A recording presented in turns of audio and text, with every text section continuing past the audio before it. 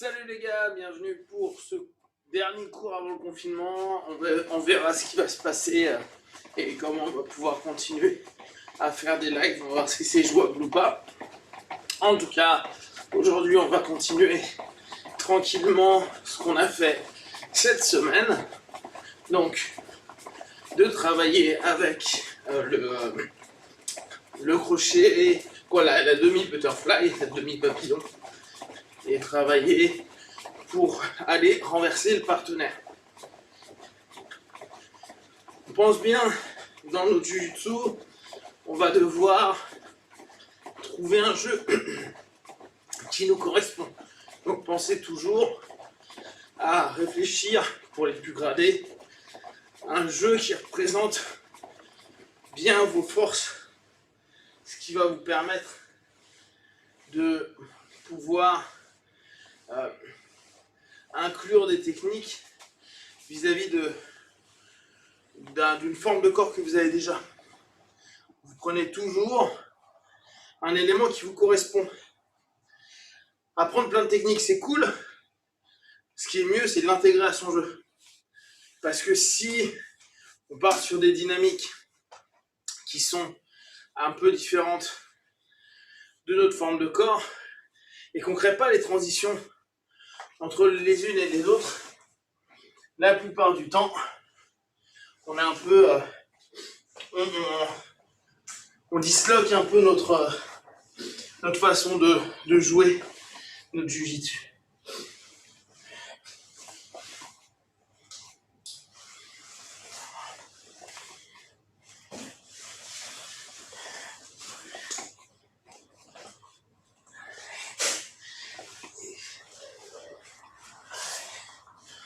Pensez bien, libérez votre hanche le plus possible. Allez, notre tête, hitch.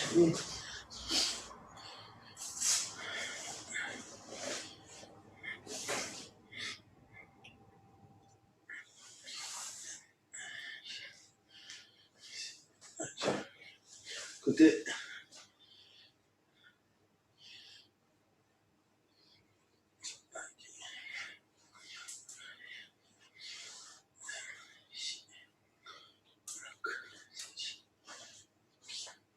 Ok, les jambes.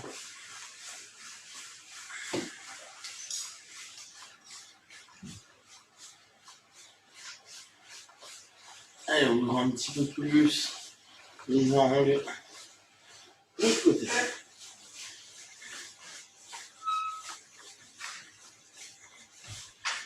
On ouvre un peu plus.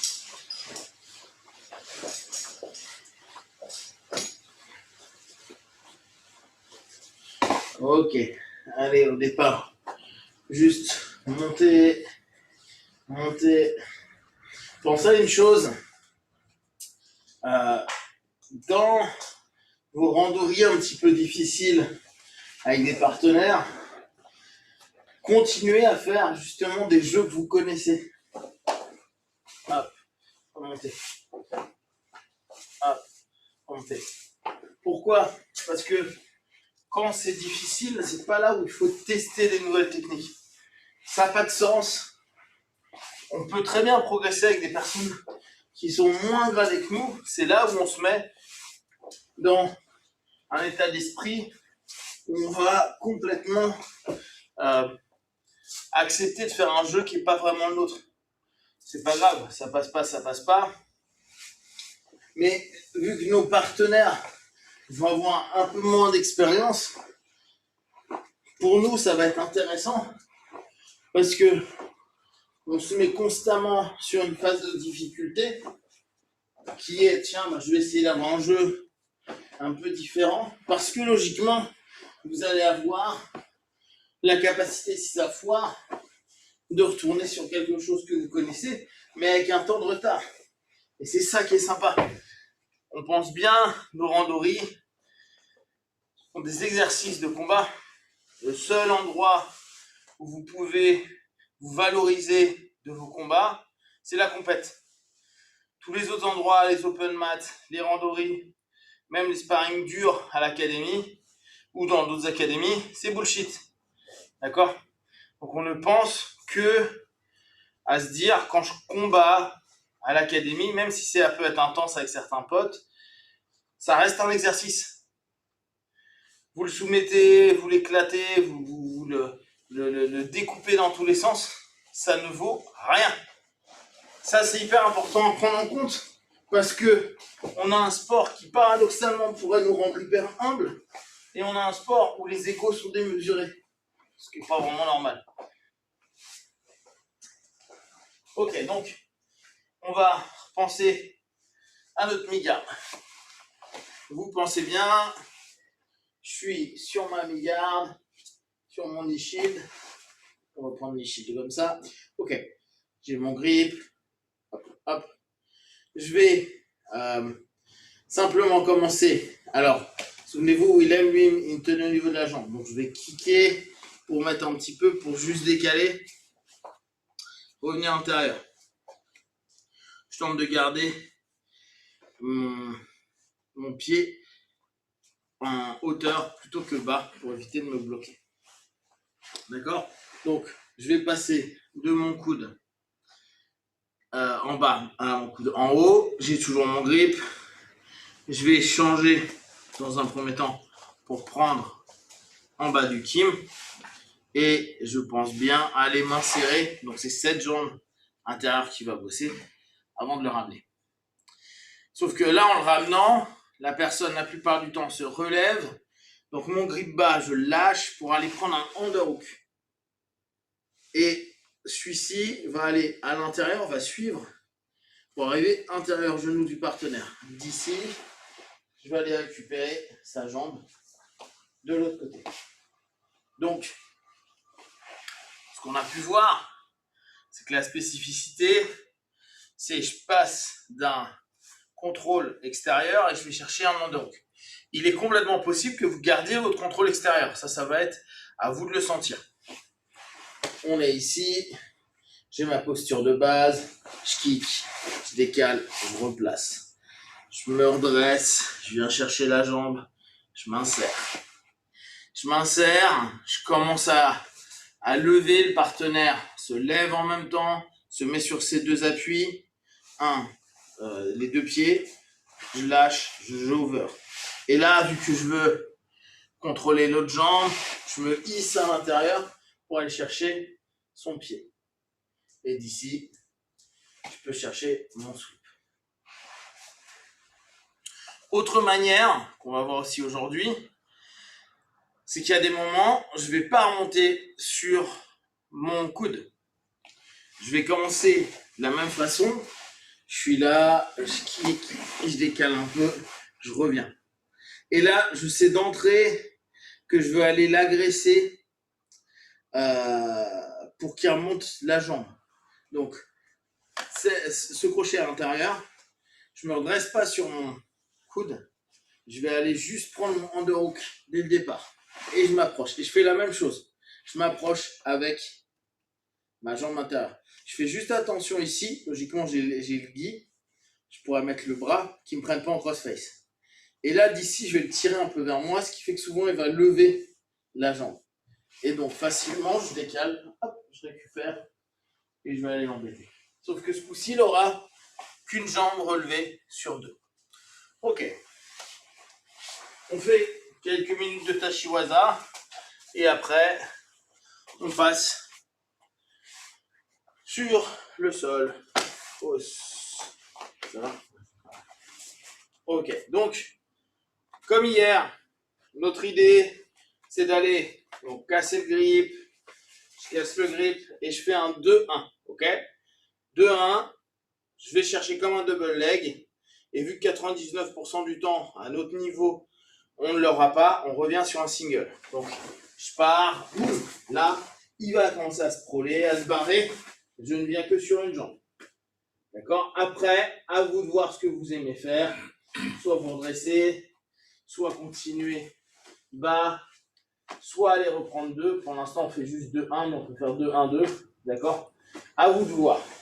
Ce qui m'intéresse, c'est qu'on ait cette idée-là. Parfois, au Jiu-Jitsu, on dit souvent l'amener au sol qui passe le mieux, quand il y a des gens qui font des amener au sol, c'est le single leg. Et c'est vrai que la plupart d'entre nous, on n'a pas un Tachiwaza de judo qui est suffisamment bon, on n'a pas une lutte suffisamment subtile pour réussir à avoir un bon double leg sans se prendre un gros sprawl dans la tronche. Donc on finit par se dire le plus simple, c'est d'aller prendre une jambe. Sauf que si je n'attaque qu'une jambe directement, si je viens lui casser le grip, je suis là, hop, il y en a, ils vont sprawler direct, être super puissants, et je vais me retrouver à galérer. Alors que si je pars en mettant en danger potentiellement ces deux jambes, sa réaction ne va pas être la même. Voilà, vous avez vu, elle recule la jambe, souvent la deuxième jambe pour moi, il l'éloigne au max, mais ce qui me permet moi de revenir sur ma première. Moi, j'aime bien les low single, donc d'ici, pour moi, je descends bas.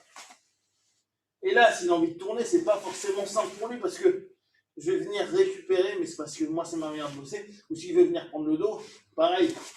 Moi, je vais être ici ou là. Et là, c'est pas forcément terrible pour lui. Moi, je bosse comme ça. Après, vous pouvez relever. Il y a 1000 manières de faire. Ce qui m'intéresse, c'est vraiment qu'on pense, j'attaque 2 pour 1 en réalité. À aucun moment, je vais réellement chercher mon double. Par contre, j'ai une intentionnalité de double au départ. Pour que la personne ait réaction par rapport à un double leg et non pas sur un single leg. D'accord? Je suis là, boum, je vais faire réagir. Contre là, ça marche pas. Hop. Vous avez vu comment c'est galère pour lui? Même s'il commence à vouloir, il a déjà décalé cette jambe-là loin. Donc, pour aller resproler cette seconde, bah, ça va être plus galère. Et moi, je suis en maintien qui est plutôt bien. Et comme on l'a déjà vu, on est sur notre phase lutte universitaire. Je change juste. Je pose mon bras, je travaille sur ma lutte universitaire. Sur ma folks. D'accord? Là, je vous laisse libre de jouer. Hop. Allez, amuse-toi.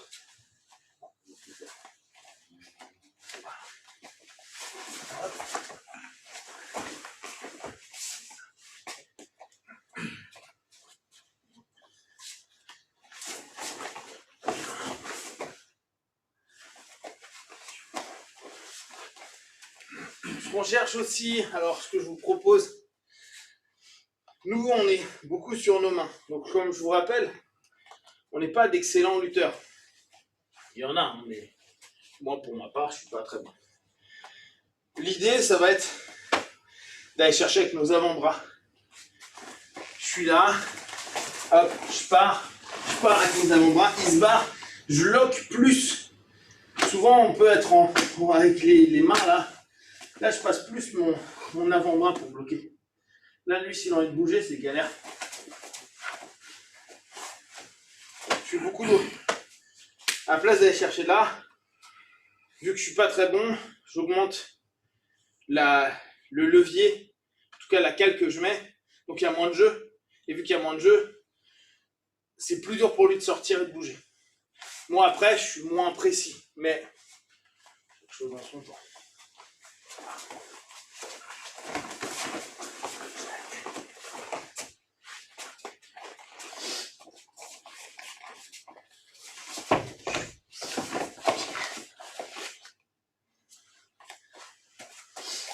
Pensez, hein, quand vous partez sur le double, votre tête est collée.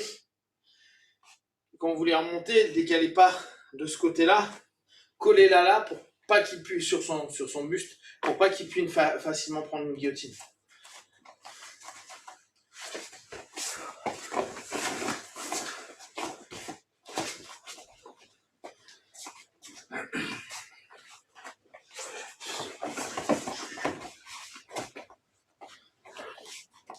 Et il n'y a pas besoin, vous avez vu, de trucs énormes. Ne serait-ce que ça le met en contrainte. Après, ça veut dire que ça allège celle-ci. Et donc, je peux aller travailler dessus. Ça ne veut pas dire que je le mets au sol. Mais en tout cas, je passe facilement d'un 2 à 1.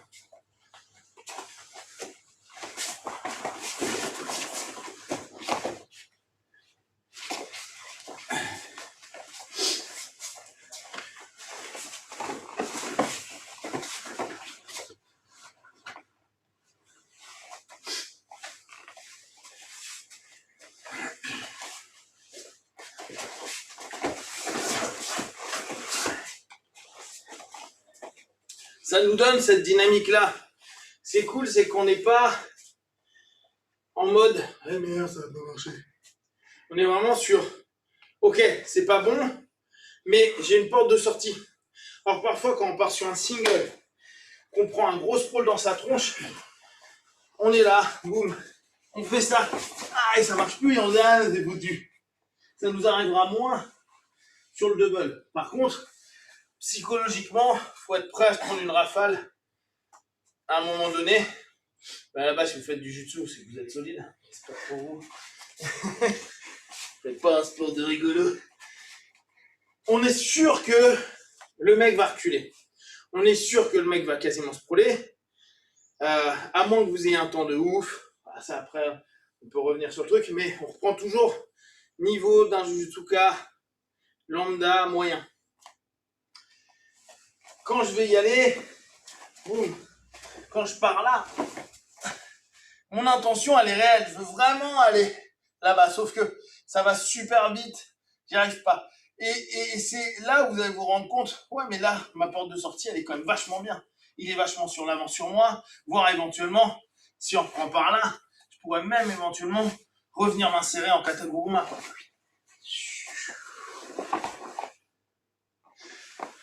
Je vais avoir des vrais potentiels. Alors que quand on part que sur un single et que ça foire, en tout cas pour ma part, et ce que je vois souvent, c'est que souvent on reste sur nos deux genoux comme des cons. Alors déjà, on a du mal à lever notre jambe pour aller travailler, mais quand on vient de se prendre un plaque, le mec passe, et après va prendre sur le côté, c'est assez compliqué. Donc à ce moment-là, vous pensez bien, si j'attaque 2, je vais pouvoir récupérer 1, et au moins je crée une combinaison. Ça ne marche pas, je pars sur 2, je descends en low single, je tente de me relever, j'ouvre les opportunités. Vous pensez bien, dans le Jiu-Jitsu, l'idée est constamment d'aller sur une création d'options.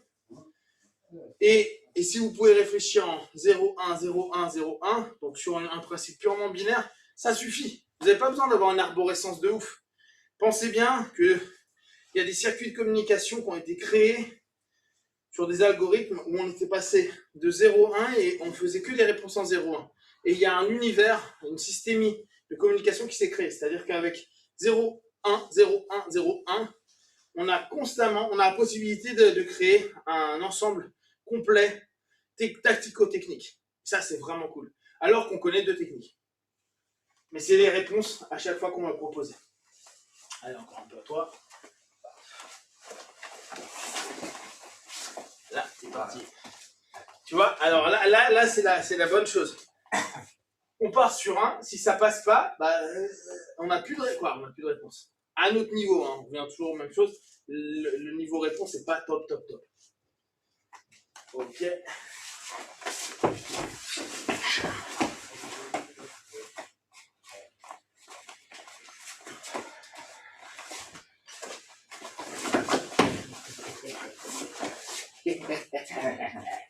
Mais ce qui est cool, il va chercher ce derrière, le mec, c'est ce qu'il va, il va se barrer, sauf qu'il revient spontanément sur le premier.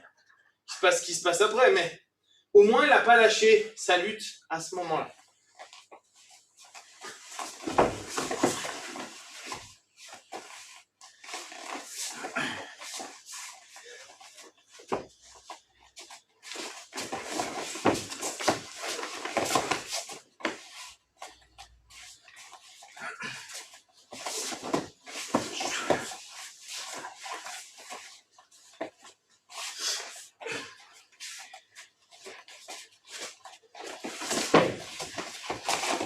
Là, tu vas attaquer mon arrière.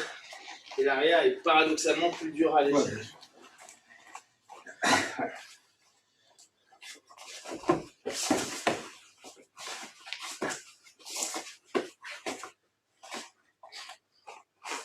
Ok. Allez, donc, on passe au sol. Sur 10 petites minutes. Donc, on reprend ce qu'on faisait hier et avant-hier. Et lundi, mais lundi, ça peut enregistrer. On est ici. On est là. Je suis sur mon travail. Je pense à, en fonction là, il est cool. Quel grip t'aurais? Voilà. Grip que la plupart ont. Donc je clique sur le côté. Je reviens. D'accord?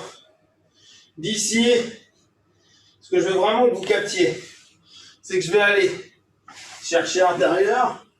D'accord? Donc, son bas de Kim. Et ce qui m'intéresse, c'est rentrer ma jambe avant. Ce que je vous disais hier, je veux vraiment pas que vous ayez l'idée de vous dire je vais tirer comme un ouf. Plus je rentre ma jambe à l'intérieur, mets-toi sur ta base, comme tu te sens bien, plus je peux exploiter ça. D'accord? On n'est pas en train d'utiliser un truc de malade. Hein. On est en train d'utiliser le fait que ma jambe intérieure, elle ait la possibilité de se relever. Et elle va souvent aller au niveau du fessier et ça va le faire basculer. Ça paraît rien, mais au bout du compte, vu que je suis en contrainte devant, que lui, voilà, il est en train de se poser, je rentre intérieur, si je fais juste ça crée suffisamment d'action-réaction pour pouvoir le faire réagir. D'accord? Et donc là, après, je peux aller travailler en fonction de ce que je veux. Hop. Donc, on pense bien quand on est sur l'intérieur. Je veux vraiment que vous ayez en tête que un des éléments les plus importants de la mi-garde qu'on met complètement de côté, c'est cette jambe intérieure. La jambe intérieure, elle retient, elle maintient et elle fait réagir. La jambe intérieure, c'est pas juste j'ai mis mon crochet à l'intérieur. Et tout va jouer avec ma cale externe. D'accord? Donc ça, c'était ce qu'on a revu hier. Ok. Maintenant, je pars du postulat, j'entraîne, je l'emmène. Ok. Là, on a un jeu de ceux qui n'aiment pas poser les jambes. Donc pour nous, ça nous intéresse parce qu'ils exposent à mort leurs jambes pour des clés. D'accord? À l'inverse de ceux qui posent les pieds, les Superman comme ça, où on joue avec la hanche, c'est bien pour les mecs qui ont un esprit jujitsu. C'est-à-dire, ils vont vouloir absolument le sweeper. Nous, on s'en tape. Dans l'esprit jujitsu qu'on a, qui est quand même très lié à la luta, si on voit des jambes qui sont libres, on attaque la jambe. Ce qui fait que plus il va être en Superman, moins il a de possibilité de défendre sa jambe. Par contre, on est d'accord que son bénéfice, c'est qu'il ne va pas se faire sweeper vu qu'il met ses appuis loin. Deux états d'esprit différents. Et là, d'un coup, en luta livré, nous, on va pour se mettre. Non, c'est vraiment... La réaction de mon partenaire va me donner l'orientation que j'ai. Quand je pars depuis une garde ou une demi-garde pour aller dans une direction de sweep, bien sûr, si j'ai mon sweep, tant mieux. Je me retrouve au-dessus. C'est un objectif MMA, combat de rue, ce que vous voulez. Jiu-jitsu aussi pour les points. Mais factuellement, je ne vais pas exploiter de l'énergie pour rien pour renverser un mec qui arrive à maintenir. Par contre, je peux le mettre en danger. C'est d'ailleurs pour ça que vous voyez maintenant beaucoup plus chez les légers d'ailleurs que chez les lourds, des mecs qui se font lever, les mecs enroulent la jambe et ils arrivent en 50-50. Et ça va pour les deux. Là, on va avoir un peu cette idée-là. Je suis ici. Boum. Je vais donc décaler, revenir. Hop. Je suis là. Mon partenaire, il se lève. Mais qui se lève? Je mets ma main au niveau de l'aisselle. Et là, je vais aller simplement attaquer. D'accord? Alors oui, ça, c'est pas légal.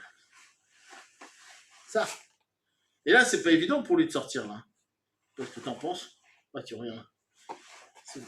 Ah, bah alors là, c'est dangereux pour toi. Ce qui est intéressant, c'est que là, j'ai un pied fort, là. Enfin, juste, faut essayer de donner ça. Ouais, sauf que je suis sur le côté, là, je suis vraiment fort. T'es fort, c'est dur de ouais. Ça va être... je dis pas que c'est pas jouable, hein, mais... Là-dessus, je trouve que c'est intéressant à aller penser, se dire, j'arrive pas à sweeper, qu'est-ce que je peux aller isoler? Souvenez-vous, le principe pour soumettre quelqu'un, c'est isoler une partie de son corps du reste du corps. Là, il nous l'offre d'entrée, étant donné que lui, il part du postulat des formes de sweep pour arriver à quelque chose où... Ah ben là, je vais revenir plutôt en... Voilà, je suis... C'est vrai que le hip hook qui serait très très bien. Ouais. Celui-ci un peu moins puissant, mais je suis quand même pas mal passé. C'est tout le poids sur Oui, c'est parce que j'ai tout le poids là. sur le côte. Et là, on est quand même plutôt sympa pour revenir. Donc, on pense toujours, si je n'arrive pas à sweeper, ce n'est pas grave. D'ailleurs, quand on y pense, c'est ce qu'on faisait avant avec je lève le gars, je tente de le sweeper, ça marche pas, on repartait, je suis giga tamé. Pourquoi j'isole? Parce que le mec, il est en retenue. Mais il est obligé d'utiliser l'ensemble de son corps pour rester homogène. De cette homogénéité-là, hop, je dissocie un élément, et je vais aller attaquer l'élément. Je dis pas que je vais le soumettre, mais le stress et le fait que vous cassiez son schéma de défense peut être super embêtant pour lui. Et vous n'aurez peut-être pas vos points de renversement si vous êtes dans un modèle sportif, mais vous arrivez dans une posture où vous le mettez réellement en danger. Vaut mieux attaquer une jambe paradoxalement qu'un bras, parce qu'un bras on l'enlève facilement, une jambe, et en général on a un petit moment pour le maintenir. D'accord? Donc, je vais essayer de ça le faire.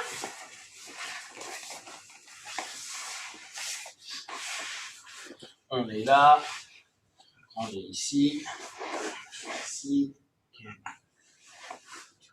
ici, voilà, lui il reste en Superman. Voilà, pousse au niveau de l'aisselle en général, ça sera plus simple pour toi. Voilà, t'as vu quand je suis bien sur le hello hook là. Ouais. Alors après, peut-être, ouais. Alors là, n'hésite pas, voilà, exactement. Là ici, je vais vraiment en galère. Et puis voilà. Revenons. Ah là, on est en 50-50. Hop. Et on joue. Bon.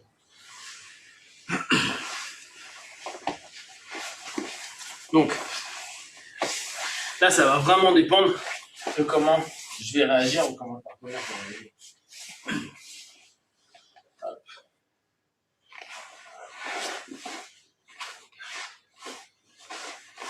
Ici, c'est ça. Plus tu ramènes, plus là, je suis là.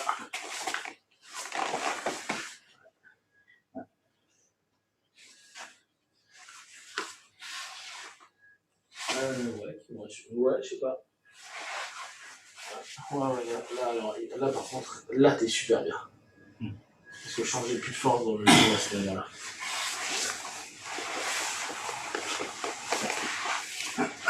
Vas-y.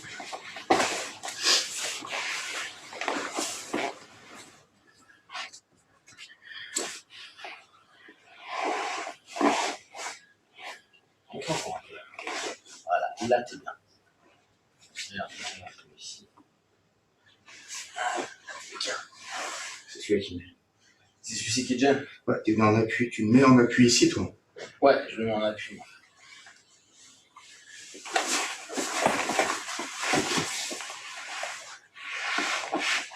Ouais, là, je suis pas bien. Alors, attends, là, attends, vas-y, reste. Ah ouais, je suis quand même pas heureux. Non, je vais pas finir heureux. Je pourrais réattaquer Ivo. Nibar. Alors après, ce que je disais tout à l'heure sur l'échauffement. Donc, ce que je disais tout à l'heure sur l'échauffement, soit vous vous relevez et vous prenez le genou, soit vous savez d'entrée à peu près ce que vous voulez faire, vous décalez et tu vas direct intervalle en restant sur ton épaule. D'accord. D'accord? Ce qui fait quoi? La plupart du temps, vu que je vais rentrer fort là, voilà, les gars partent en Superman. Donc moi je vais pousser ton aisselle. D'accord. Ce qui me permet, là je peux revenir vraiment sur des trucs rouges.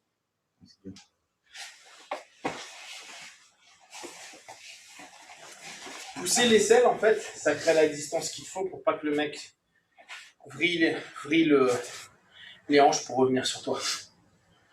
Donc, soit on se relève, on se met sur le coude, soit on sait d'entrée qu'on va aller attaquer. Donc, je m'insère complètement, je reste sur mon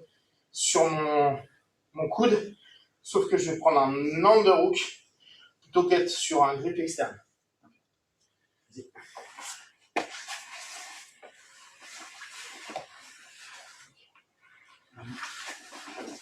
Là, dedans.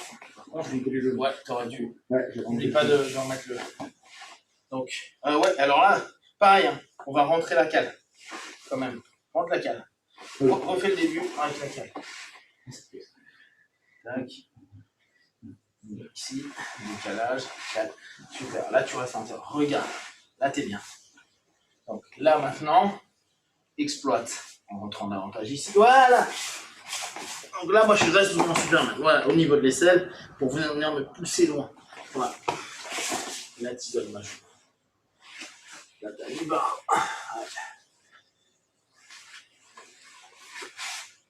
Ok. Ouais. Bien. Hop. En général, je vais le faire en contraignant avec la jambe là. Je suis ici, je suis là. Boum. Je décale, premier. Je traite. Je tiens mon nez. Là, je vais pas me relever. Pourquoi? Parce que je sais pas, t'es puissant et je vais partir à l'intérieur, je vous dis. Là, regarde, quand je ramène, quand je suis en overhook, j'ai toujours cette idée là. Regarde ma jambe intérieure, elle te tire vers moi et l'autre, je veux te la lever. Tu vois le truc? Ouais, ouais. Et d'ici, je pousse, je reviens. Et là, en fonction de ma manière de bosser, je peux avoir des trucs. C'est une bonne contrainte. Là, il y a une super contrainte et je suis très fort au niveau du pied. Souvent, on galère parce qu'on a le pied ouvert là. Ouais. Là, j'ai le. De face. Ouais. Exactement. Et en plus, j'ai le talon qui est droit. Le talon dans les côtes. Exactement. Je vais dire, on regarde. On va. Ok, merci les gars pour tous vos messages, pour votre présence. Ça fait toujours chaud au cœur. Jiu-Jitsu for life, voilà, tout ça, blablabla. Donc, on rentre en phase de confinement ce soir. Je sais pas comment on va faire. On en parlait un peu avec Greg. Il vous donnera, je pense, plus les nouvelles que moi. Si je peux, je continuerai à faire les cours le matin. Je n'ai pas dit que ça se fasse, hein, mais si c'est jouable, on est en train de le faire, parce que c'est notre travail. On verra si c'est jouable. Dans ce cas-là, on se rejoint, alors peut-être pas demain, parce que le temps que ça se mette en place, ou qu'on y réfléchisse, mais certainement lundi. Sinon, je trouverai autre chose. Sinon, peut-être que je demanderai, mais ça sera compliqué, mais bon, peut-être le Zoom pour le faire chez moi et refaire quelques exercices. Alors là, ça sera pas une demi-heure, ça sera un quart d'heure. Par contre, il vous faudra un sac pour que vous puissiez travailler avec un sac. Ça sera chiant. Voilà. Mais on trouvera quelque chose. Voilà. Et pour tout le monde, amusez-vous bien pendant le confinement. Continuez à vivre le lifestyle Jiu-Jitsu. Os. Lifestyle.